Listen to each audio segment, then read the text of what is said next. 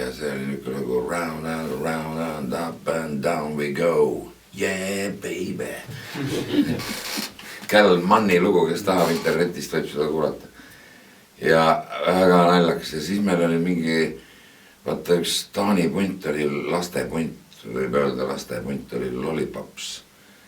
Lollipopsid tegid üks lugu, mida hiljem on ka Harry Gates teinud. I will stay by your side now and forever. Oi, see oli poplugu, siin me tegime kõik, kuidas see ongi.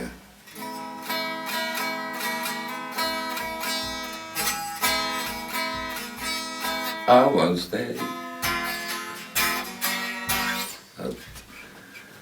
Ja siis meil oli veel, ja siis oli muidugi meil nii-öelda instrumentaalpalasid. Me mõtlesime ise mingeid teemasid välja, ise panime nendele nimesid, aga siis me külma näoga võtsime näiteks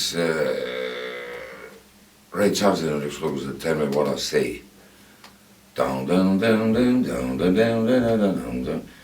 Me ei hakanud seda lugu üldse lauluga koormama, võtsime selle käigu ja mängisime seda mingi 10-15 koorust läbi ja nii palju kui ühe sõrmega selle kidra peal seda otti sai jaetud, siis nii pikk see lugu just oli. Tollal need naturaalgitarrid, mida poes müüdi, need olid kõik 7-keelsed, vene värk. Ja seal ühel pool oli siis 4 keelt ja teisel pool 3 pingutajateks ole ja siis me saagisime sealt selle 3. osa maha, nii et see 4. värk jäi ja me üritasime vennaga teha sellest bassgitarri. Selleks on muidugi niisugune multifilmi bassgitarr, sest ta oli umbes nii pikk. Aga see jäi pooleli, sellest on tuline kahju ja kuidagi ajad muutusid tollal kiiresti ja meil ei jah see lõpetamata.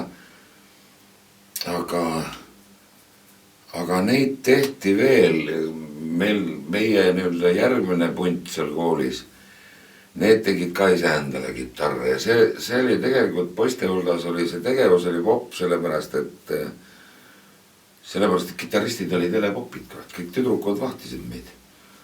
Ja see oli niisugune staatuse küsimus, et olla gitarrist ja käia ja näed, ise teeme ja siis kuskilt ära visatud söökla laudade pealt käidi korjamas seda plastikut, et saaks niisuguseid lapakaid siia panna peale ja see oli igavene põnev tegevus, aga minust ei olnud üks meistrimeest, mul vend oli tegelikult, teine vend oli see, kes seal nühkis ja tegi rohkem kui mina tein, mina hoidsin rohkem laua otsast kinni.